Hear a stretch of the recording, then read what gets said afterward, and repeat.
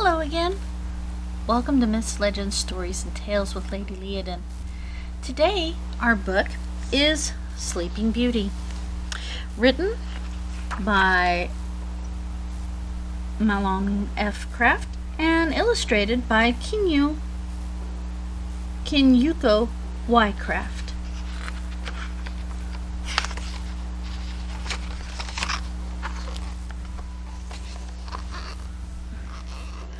Once upon a time. All good stories begin with once upon a time. Once upon a time, there lived a king and queen whose fondest desire was to have a child, a little one to bounce on our knee, as they wistfully said every day. A year passed, then 3. Yet they remained without a child still. Just when the loving couple thought that their wish would remain forever unfilled, the queen began to bathe in a secluded pool where there lived an ancient frog. She sang to the old creature as sweetly as she would to a child of her own. To the queen's great surprise, one day the frog sprang from his perch and began to speak. To one far more fair than I should song so sweet be sung. Within 12 months, within 12 months' time, a daughter to you shall be born.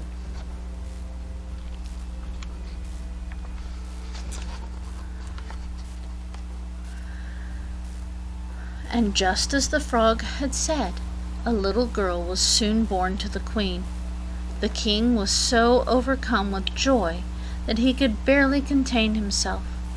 The child was called Aurora, and the king ordered a great christening feast to celebrate. Every relative, friend, and any other acquaintance of importance was invited, and the royal squires were sent to search out all of the fairies who inhabited his realm. Now it happened that to invite the fairies required very special golden place settings for each. The king had just 12, and they were very costly indeed, even for a king. When the squires returned and announced that 13 fairies were living in his land, the king became quite vexed, for his treasuries were nearly as dear to him as his daughter. But when he learned that the 13th fairy was a very old fairy who had not been seen for more than 50 years, the king happily concluded she must either be dead or under some spell. Surely there is no need to inquire further. When at last their ceremonies were over, the guests retired to the king's palace, where the attendance of the fairies was to be celebrated at the feast. Each of the 12 places was set in magnificent style indeed, with plates and cups of beaten gold and a jeweled chest containing a knife, fork, and spoon, all inlaid with precious stones. The table was laid with bowls and glasses of crystal, and all was set a-glitter by candles too numerous to count. After a splendid meal, each fairy presented the child with a magic gift. One gave virtue, another wisdom, a third beauty, and so on until the Princess Aurora had been assured nearly every good fortune in life. Just as the 11th fairy had bestowed her wish, the 13th fairy, who was very much alive after all, appeared in a flash.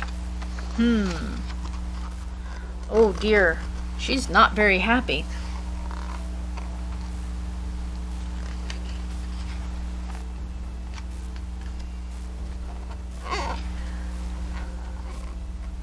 And now you have my gift, the old fairy exclaimed angrily.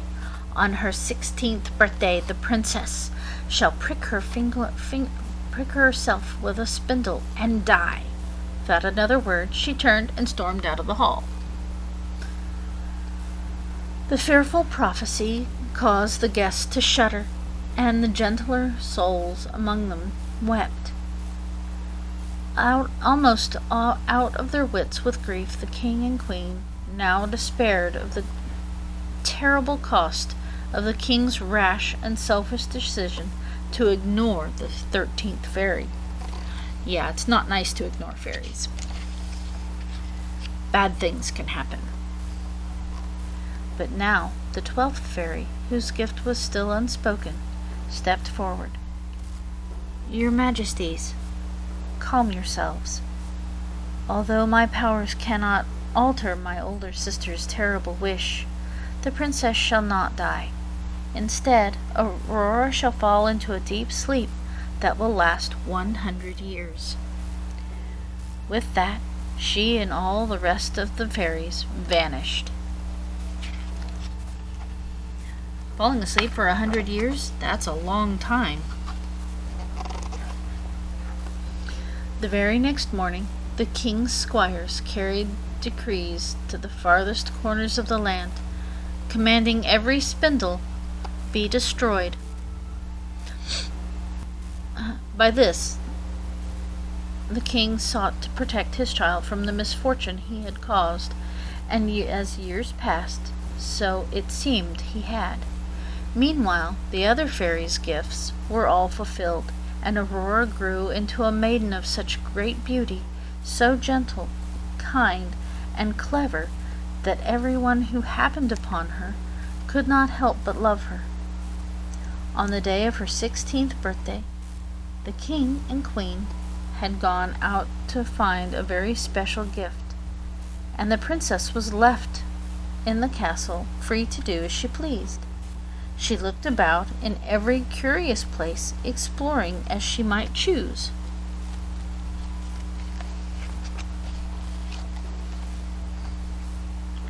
Finally, she came to the entrance of an old tower. At the top of the tower's winding staircase, she came to a door which suddenly sprang open, all on its own. There sat an old woman spinning flax. "Good day, good woman," Aurora said politely. "What are you doing here?"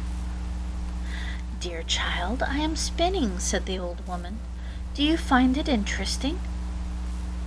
"Oh, yes, it looks like such a merry thing to do," said the princess. "May I try too?" "Why, of course, my dear," the old woman said. "But mind the spindle," she added cunningly, "for it has very special powers."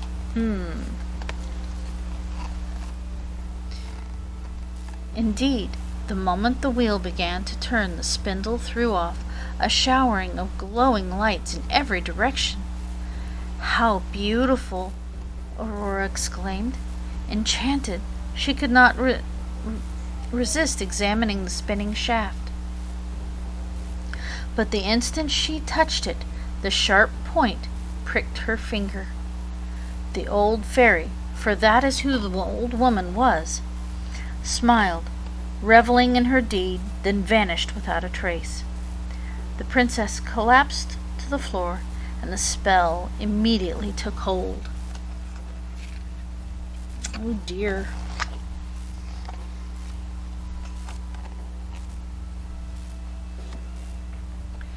At once sleep fell over the entire palace, and an eerie silence came over all. In the stables, the horses knelt and slept. The doves in the eaves stopped cooing, and even dragonflies upon the moat ceased to stir. The fire upon the hearth died away, and the cook, who had just caught his lazy kitchen lad by the scruff of the neck, lost his hold, and they tumbled apart like two court jesters, snoring loudly. The wind stopped, and not even the tiniest spider web stirred, so much as the breath of a hair. When the king and queen returned and beheld the cruel work of the old fairy, their eyes welled up with tears, and they sobbed uncontrollably. All of their efforts had been in vain. Deep in sorrow, the king and queen lovingly laid their daughter on a bed covered with the finest embroidery in the most elegant room atop the tallest tower. Aurora's soft cheeks were flushed delicately as the petal of a rose, and though her eyes were indeed closed, the gentle rise and fall of her bosom made it plain that she was still alive. Look, everybody's fallen asleep.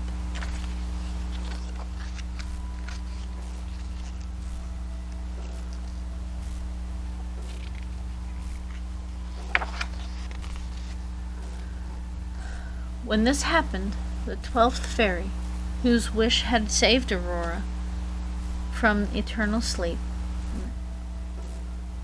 was far away, leagues beyond a distance that could be traveled by mortal souls. She knew instantly of the misfortune, and speedily arrived in a chariot of fire drawn by dragons. When the king beheld the sight, he drew back in fear, such was his guilt over his daughter's plight. Nevertheless, he went down to the gates of his palace, and with a mournful face offered his hand to welcome her. Once again, the majesties were comforted by the good fairy. Then, as she bid them goodbye, she touched the grieving couple with her wand, and they, like the rest, fell asleep. Briars suddenly sprang up out of the earth and grew around the castle. Every moment the bramble, full of thorny spikes, grew taller and wider, until one of the very tip of the tower until only the very tip of the tower where Aurora lay remained visible to give any clue of what lay within.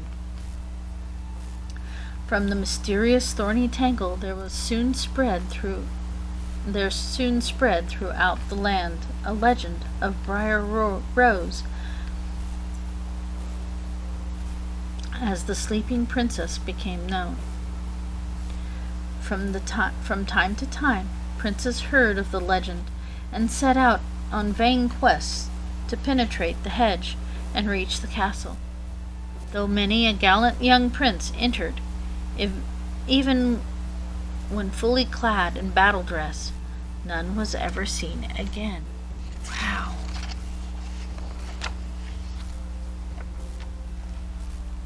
After many years, when no one any longer bothered to challenge the fearful briars, a young prince from a faraway land found his way into the kingdom.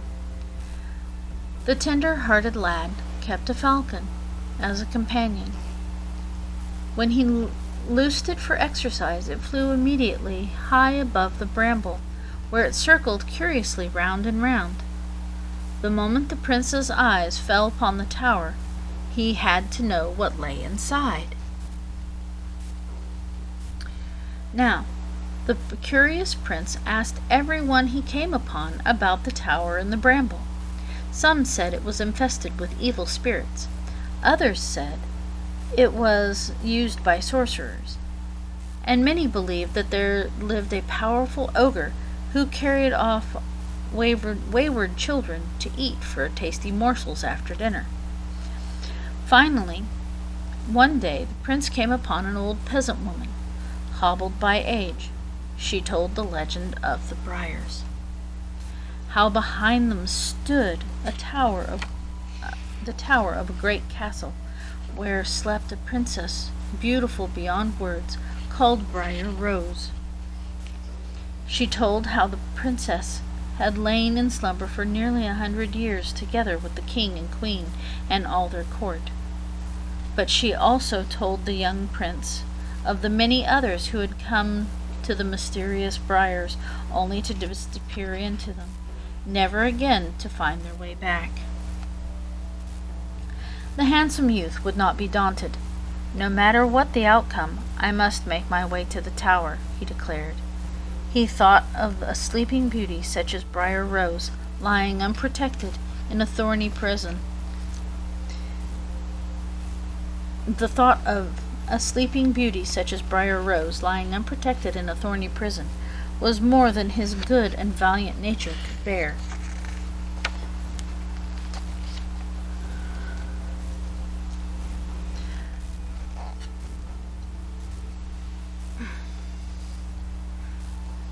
The prince prepared as though for a great battle, yet when he set upon the first thorny branch, to his amazement, it only fell away harmlessly before him. A wide opening appeared.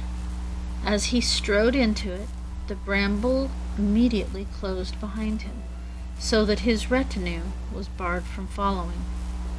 Still, the prince continued without the slightest fear. He soon arrived at a large forecourt. Around him everywhere lay the bodies of men, women, and animals. A fearful silence and the semblance of death lay over all. But then the prince realized a ruddy blush never found on the dead lay over the porters' faces. Their plates, still laden with half-eaten food, revealed that sleep had only taken them, even as they dined. As he went on, he found courtier and servant alike fast asleep. In the hall above, the king and queen rested just as they had collapsed. Everything was just as the old peasant had told him. The silence was so great, the prince could hear the beating of his own heart as he came to the tower where Briar-Rose slept. When at last he reached the door to her chamber, it swung away of its own accord, and there revealed the sleeping princess. As if beholding a slumbering angel, the prince could not turn away his gaze. The power of her beauty was such that he immediately bent over and kissed her delicate lips. A clock struck the hour. 100 years after she pricked her finger, the princess opened her eyes. Her enchantment had been broken.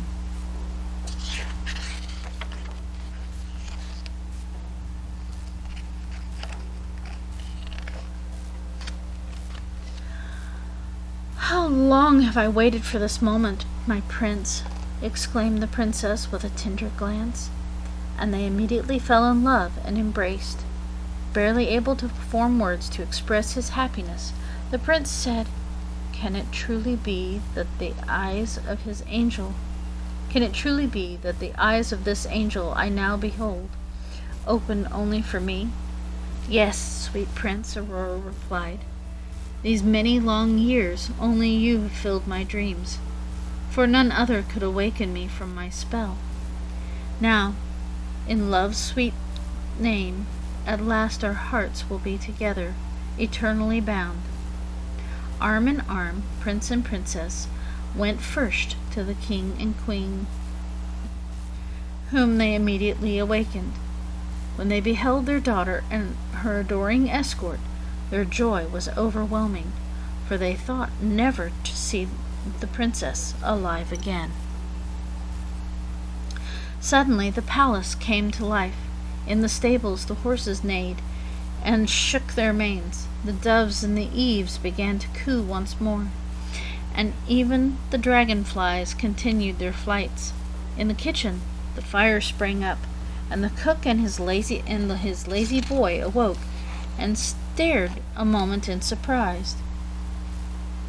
Then the lad got the cuff on the ears that he had deserved for 100 years. The thick tangle of briars fell away and disappeared, and in the surrounding countryside, tales of the reappearance of the castle filled the gossip of every house, night fire, and tavern for leagues around. By and by the wedding was announced, And the king spared no expense in inviting all. The marriage was celebrated grandly. So great was the love of Aurora and the prince that their joy spread throughout the kingdom. By their many good and kindly deeds, they became revered by the people. To the end of their days, they lived happy and contented lives, and thus the story of Briar Rose, whom we now know as Sleeping Beauty, is remembered even till this day. Well, I hope they invited the 13th fairy to the wedding. That's all the time we have for today. We'll see you next time.